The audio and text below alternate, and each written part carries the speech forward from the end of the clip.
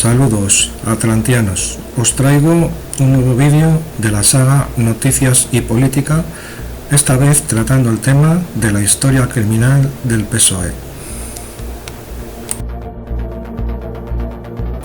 Pablo Iglesias fundó el PSOE en 1879 con 900 miembros y todavía hoy se le tiene enorme respeto y veneración en el partido. El crecimiento del PSOE fue lento y difícil. En 1886 apareció el semanario del partido, El Socialista, y en 1888 el sindicato ligado al partido, UGT, que se independizaría a finales del siglo XX. En un reciente congreso del PSOE, Felipe González cerró su discurso subiendo una foto de Pablo Iglesias y hablando de él en un tono afectuoso y nostálgico, recordando su lucha por la democracia y las libertades, la honradez que le caracterizó, su coherencia, su lucha por la paz, y recordó cómo él y muchos como él habían sido perseguidos por defender tales ideas. Con ello se rendía un tributo a quien debe ser un modelo a seguir por cualquier socialista y se recordaba los años de persecución a los socialistas por el mero hecho de creer en la democracia. 1909, Semana Trágica de Barcelona. Como protesta a la guerra de Marruecos, se organizan por socialistas, radicales, anarquistas y sindicalistas múltiples disturbios y desmanes, entre los que estuvieron el asesinato de clérigos y la profanación de tumbas, hechos que provocaron la declaración del estado de guerra. Francisco Ferrer Guardia, socialista, terrorista y creador de la Esquerra moderna, que tenía como lema la destrucción del todo y viva la dinamita, calificado por Miguel de Unamuno como tonto, loco y criminal cobarde, instigador del atentado contra Alfonso XIII el día de su boda, y ejecutado por su compañero de escuela, el anarquista Mateo Morral, y sospechoso de ser el instigado del asesinato de Cánovas en 1897. Fue considerado principal instigador de los hechos y condenado a muerte.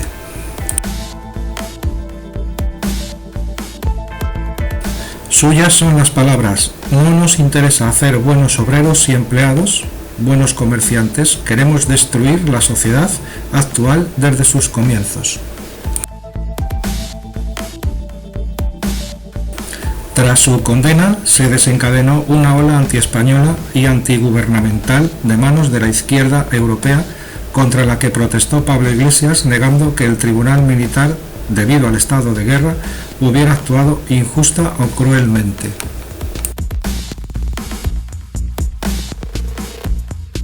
En 1910, Pablo Iglesias reconoce su implicación en la Semana Trágica, defiende la figura de Francisco Ferrer, reconoce que la legalidad le interesa solo mientras le beneficie y amenaza con atentar contra el presidente Maura.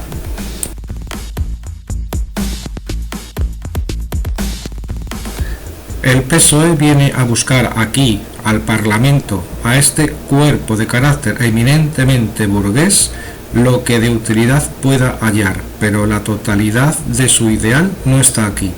La totalidad ha de ser obtenida de otro modo. Mi partido está en la legalidad mientras ésta le permita adquirir lo que necesita. Fuera cuando ella no le permita alcanzar sus aspiraciones. Pablo Iglesias.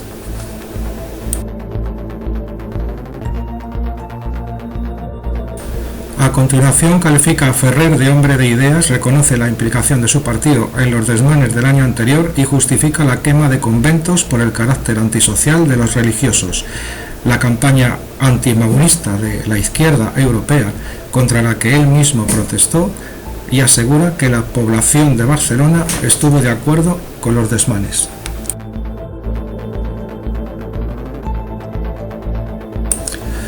Amenaza de muerte al presidente Maura si se vuelve a presentar.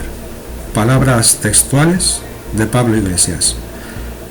Debemos viendo la inclinación de este régimen por su señoría, comprometernos para derribar ese régimen. Tal ha sido la indignación por la política del gobierno del señor Maura en los elementos proletarios que nosotros hemos llegado al extremo de considerar que antes de que su señoría suba al poder debemos ir hasta el atentado personal. Página 439-443 del Diario de Sesiones del 7/7 de 1910.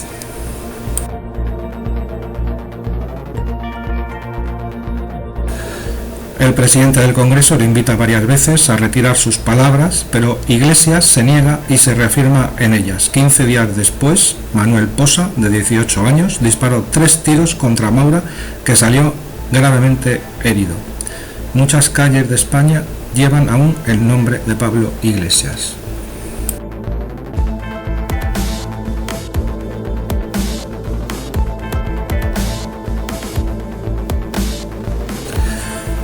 ...1917... El PSOE apoya la huelga general revolucionaria. El demócrata y defensor de la paz Pablo Iglesias y su partido, que defendían la dogmática del marxismo puro, la lucha de clases, el manifiesto comunista, la dictadura del proletariado, la destrucción de la Iglesia, el ejército, los jueces, etc., no tuvo reparos en apoyar en 1917 la huelga general revolucionaria, a imitación de la soviética de octubre, en medio de un clima de crisis y de crispación social casi sin precedentes.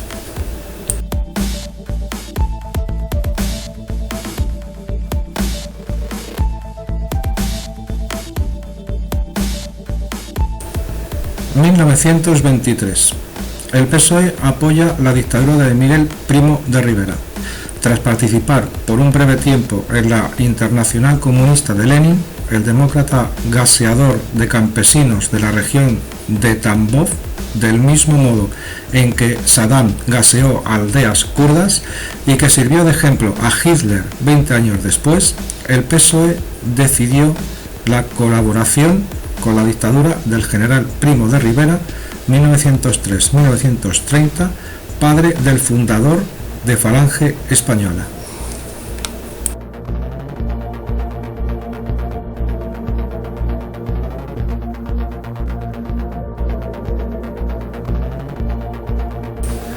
Largo Caballero ocuparía la Consejería de Estado. Los socialistas entraron en el Consejo de Trabajo, en el Consejo Interventor de Cuentas y diversos órganos del régimen. Ello permitió a los socialistas una libertad de acción y de expansión de la que no gozaban ni comunistas ni anarcosindicalistas, que sí se opusieron a la dictadura.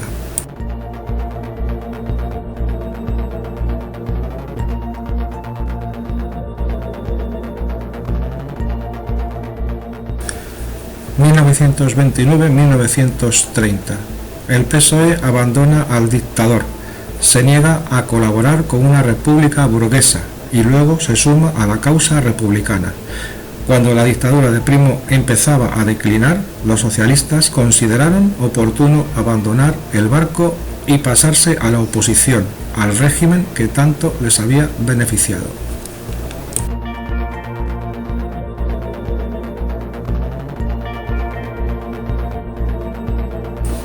Pese a la caída de la dictadura y la crisis de la monarquía, la dirección del PSOE se opuso a colaborar en la instauración de una república burguesa, para después, a partir de septiembre de 1930, colaborar en las huelgas revolucionarias que la demandaban. Varios altos miembros del PSOE acudieron al Pacto de San Sebastián de agosto de 1930 junto a otros grupos pro-republicanos.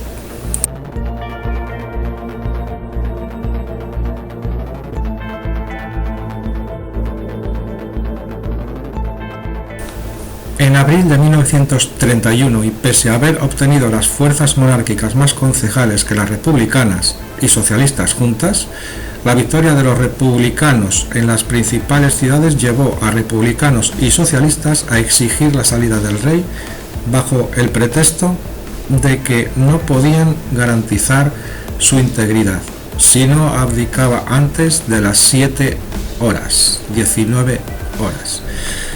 Y pese a que no se había discutido en tales elecciones la continuidad o no de la monarquía.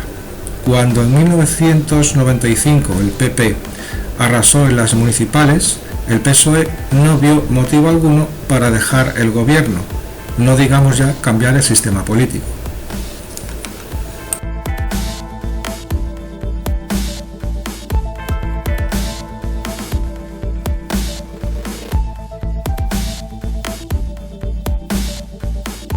Instaurado un gobierno izquierdista, el PSOE formó parte de él hasta 1933.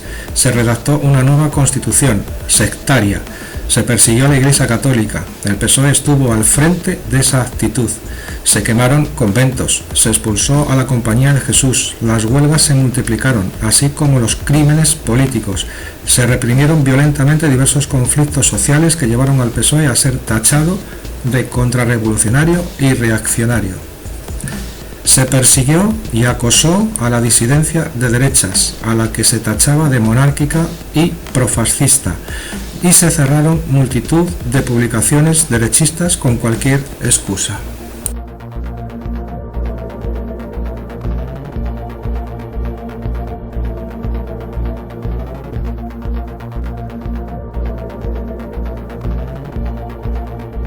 En 1933, las Juventudes Socialistas protagonizan la violencia callejera. Largo Caballero crea el grupo deportivo Entre las Juventudes Socialistas, entrenado con espíritu paramilitar para combatir en la calle a la amenaza fascista, a los modos de las SA o de la Kale Borroka. Portaban pañuelos rojos, puños en alto, y entonaban canciones belicosas, sembrando el terror entre los grupos de derechas y especialmente los falangistas, a los que hicieron objeto predilecto de sus ataques. Entre noviembre de 1933 y junio de 1934, José Antonio Primo de Rivera se negó a contestar a la violencia con violencia, pese a la casi decena de muertos entre los militantes de FE a manos de los chiviris socialistas, lo que motivó la sorna de la izquierda, la derecha moderada y el ABC, que motejaron a José Antonio de San Simón el Enterrador y a su fe de franciscanismo español o funeraria española.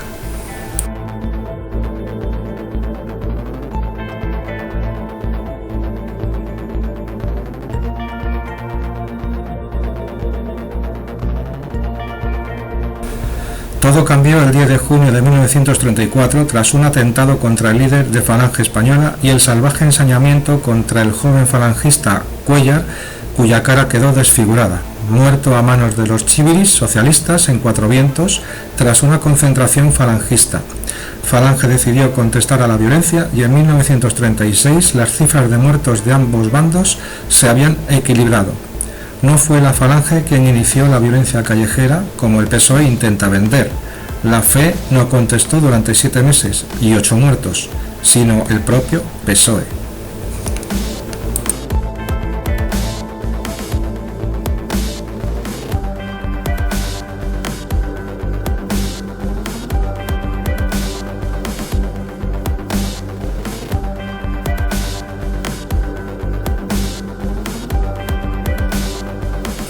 El 23 de junio de 1933, Largo Caballero le dijo a sus Juventudes Socialistas que el PSOE aspiraba a conquistar legalmente el poder, pero que de encontrar obstáculos iría a la creación de una república socialista y revolucionaria.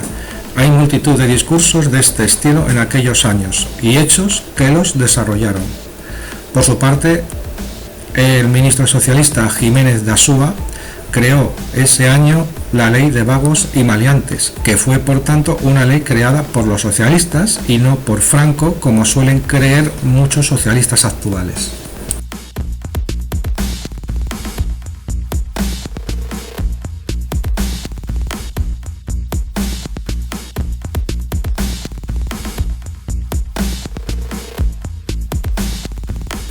En 1934, el PSOE da un golpe de Estado contra la República y su gobierno. En noviembre de 1933, la derecha de la CEDA de Gil Robles ganó las elecciones, pero la izquierda declaró que no aceptaría que formase gobierno, por lo que este se entregó al centro radical de Lerroux. Los socialistas prepararon durante todo el año 34 la sublevación armada, esperando el momento oportuno. Atención al disco rojo. Cuando la CEDA reclamó su derecho a entrar en el gobierno, lo hicieron solo 3 ministros y sin asumir la presidencia. El PSOE dio el golpe de Estado revolucionario con las armas conseguidas por Indalecio Prieto y con ayuda de la CNT.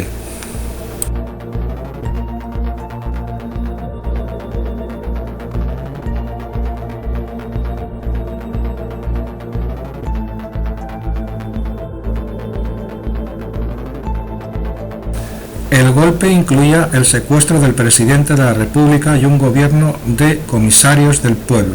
Al tiempo, Luis Companys proclamó en Cataluña el Estado catalán de la República Federal Española. El golpe fracasó en todo el país, salvo en Asturias, donde con 30.000 hombres los socialistas y otros grupos se ensañaron con sacerdotes, guardias civiles y algunos paisanos. El diputado socialista Ramón González Peña voló las cajas fuertes del Banco de España. El gobierno consiguió mantener el control con el envío del ejército, pero aún así se perdieron casi 3.000 vidas. Largo Caballero estuvo varios meses en prisión y Prieto huyó a Francia, de la que volvería después gracias a una democracia más generosa con ellos de lo que ellos fueron con ella.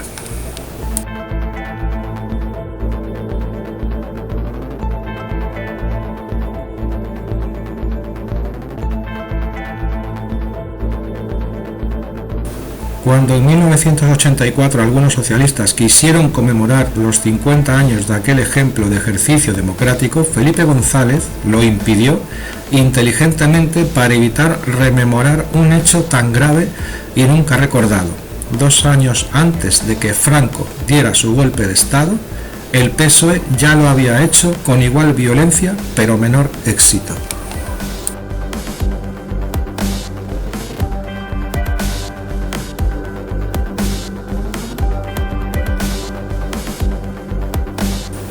...1936... El PSOE prepara a conciencia la guerra civil prometida por Largo Caballero. Tras las elecciones de 1936, en las que Largo Caballero había prometido la guerra civil como remedio a todos los males y defendido la bolchevización del PSOE, lo que le serviría para ser presidente del gobierno en septiembre, el PSOE se convirtió en el principal partido del Frente Popular, con comunistas y hazañistas. Se indultó a los presos de 1934 y se encarceló a José Antonio Primo de Rivera por tener una pistola en su casa. Moriría fusilado, iniciada ya la guerra civil. Se alzaba junto a los comunistas la bandera del 34 y se solicitaba a la Unión de Repúblicas Socialistas Soviéticas la ayuda para la conquista del poder por medio de la insurrección armada.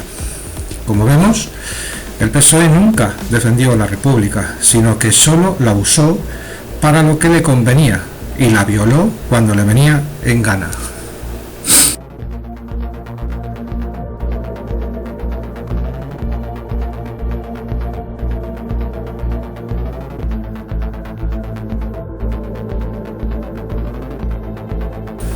La victoria de la izquierda en 1936 fue un pucherazo en la segunda vuelta tras haberse entregado el poder a Azaña tras la primera, que había estado bastante igualada. Curioso cambio en el voto en tan mínimo tiempo. A Largo Caballero se le conocía ya como el Lenin español y tenía su estatua en la Plaza Roja de Moscú. Luego, la efigie de Stalin, otro gran demócrata, colgaría de la Puerta de Alcalá de Madrid.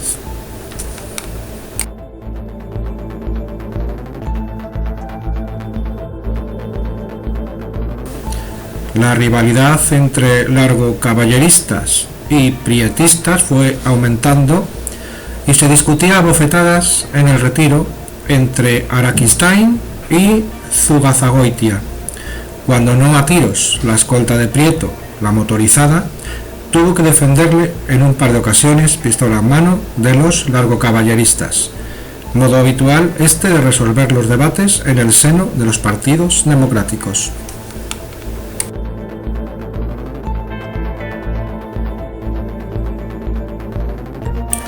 Un militante del PSOE asesina al jefe de la oposición. El 13 de julio, 5 días antes del inicio de la guerra civil, un grupo armado de guardia de asalto, de base socialista, acude a casa del líder de la derecha republicana, Gil Robles, al que no encuentran en casa. Seguidamente acuden sobre las 01:30 de la madrugada al domicilio del líder de la derecha monárquica, José Calvo Sotelo, al que se llevan arrestado en un furgón y en el que el militante socialista Condés le dispara 2 tiros en la cabeza, abandonando el cadáver en el cementerio del Este. Este hecho fue el detonante final para el golpe de 1936 que ya se venía preparando.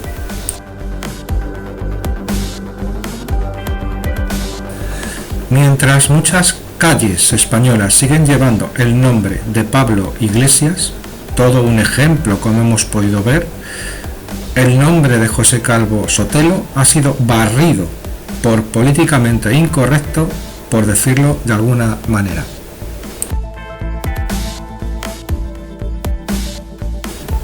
(1936-1939) Colargo Caballero de presidente del gobierno, las checas del PSOE desatan el terror en Madrid, mientras la efigie gigante de Stalin cuelga de la puerta de Alcalá. Matanza de Paracuellos, y el PSOE se opone a que exista parlamento. Dado su actitud revolucionaria, al secretario general del PSOE se le nombra presidente del gobierno en septiembre del 36. Durante su gobierno, las checas del PSOE, creadas a imitación de las soviéticas, asesinan, violan y roban. Ser sospechoso de reaccionario, haber acudido a misa con regularidad o leer el ABC eran motivos suficientes. Ya presidente Largo Caballero, casi analfabeto hasta llegar a los 20 años, pero con enorme carisma y que despertaba una confianza ciega entre los obreros, y ante el avance de Franco hacia Madrid, se decreta el fusilamiento de miles de presos civiles en Paracuellos del Jarama, actos de cuya responsabilidad se ha acusado a Santiago Carrillo.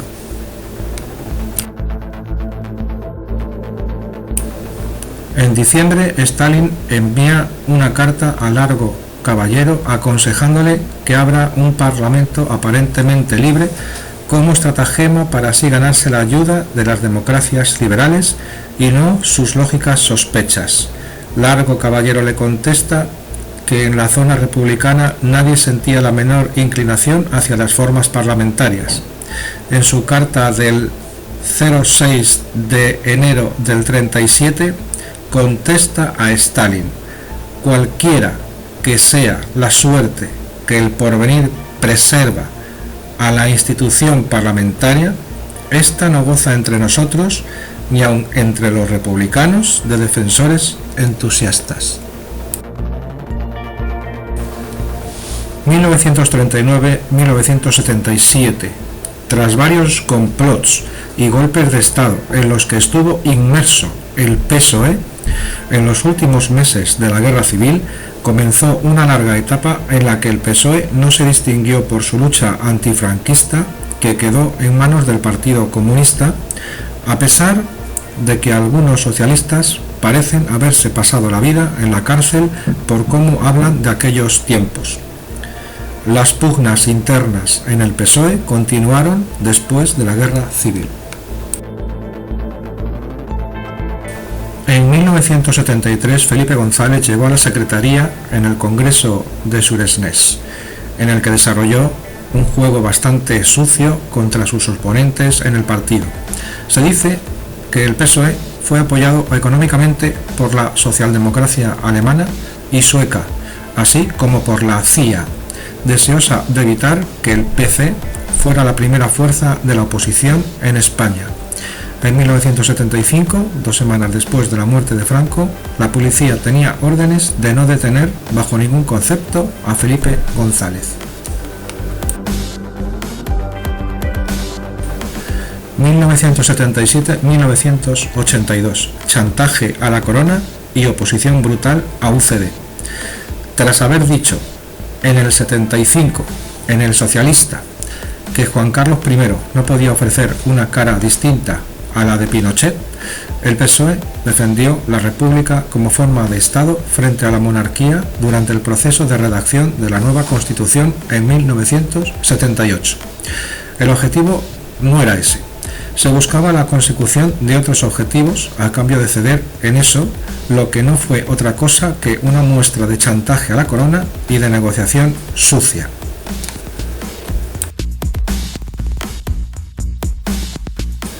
Durante el gobierno de Adolfo Suárez y la UCD, el PSOE llevó adelante una posición durísima e irresponsable.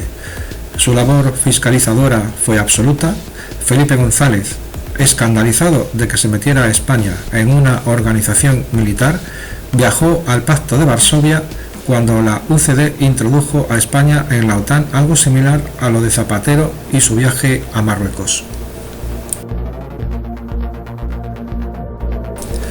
Alfonso Guerra ejercía su labor en el Congreso llamando a Adolfo Suárez Taur del Mississippi, perfecto inculto, procedente de las cloacas del fascismo, ser un jinete del caballo de Pavía y de ser amigo de recurrir al pinochetismo y a los golpes de Estado parlamentarios.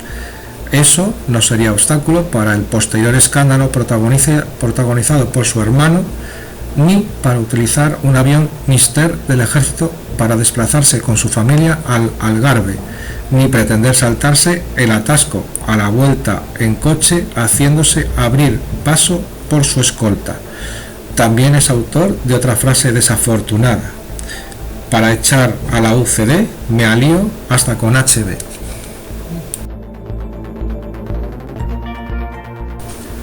(1982-1996) Paro, chaqueterismo, megalomanía y corrupción. Los socialistas prometieron trabajo a 800.000 puestos, el OTAN de entrada no, y la ética. Dejaron un paro del 21%, un país comprometido con la OTAN y participando de sus bombardeos, una continua cesión ante los nacionalistas y un rosario de escándalos de corrupción, casos Juan Guerra, Flick, Filesa, Cruz Roja, Luis Roldán, las cuentas de la Expo, Mariano Rubio e Ibercorp, las escuchas ilegales del CSIC, los GAL, que causaron más de 25 muertos en una guerra sucia contra ETA, muy democrática, y por la que se encarceló al ministro del Interior y de la que se acusó también al presidente González por algunos de los condenados. Los vídeos comprometedores hechos a algún periodista opuesto al felipismo, el uso indebido de los fondos reservados, el mister de Alfonso Guerra, Rumasa, amigos y gente cercana al PSOE que se enriquecía con negocios, la amistad con Bettino Craxi, Carlos Andrés Pérez y otros dirigentes corruptos.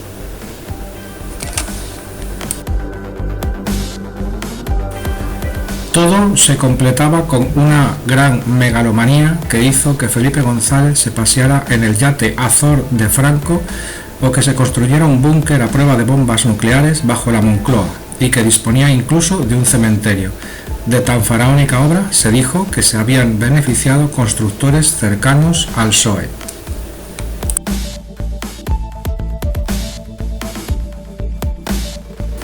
No faltó tampoco el control absoluto del poder judicial. Montesquieu ha muerto, dijo Alfonso Guerra, cargándose la división de poderes y controlando el cuarto poder, la prensa, a través de alianzas con el grupo Prisa, El País, Canal Plus, La SER, propiedad de Jesús de Polanco. Televisión Española llegó a poner un Vota PSOE durante un segundo en plena campaña de 1986, cuando Butragueño marcaba un gol a Dinamarca en el Mundial de México 86. Todo se coronó con la compra y cierre de Antena 3 Radio, emisora opuesta al felipismo, y su posterior cierre. En 1991 el gobierno del PSOE intervino en la guerra contra Irak, prestando un inestimable apoyo logístico a Estados Unidos en los bombardeos de Irak, despegando de España aviones que causaron la muerte a mujeres y niños iraquíes. Tal intervención militar contaba con el apoyo de las Naciones Unidas, pero era rechazada por la mayoría del pueblo español, al que el gobierno del PSOE no consideró oportuno escuchar.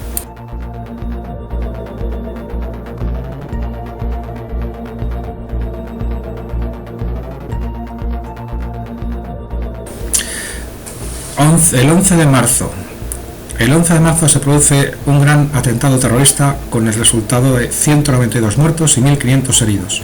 En medio de la gran conmoción se inicia una intensísima campaña de manipulación por parte del PSOE, Izquierda Unida y algunos medios de comunicación de sobra conocidos.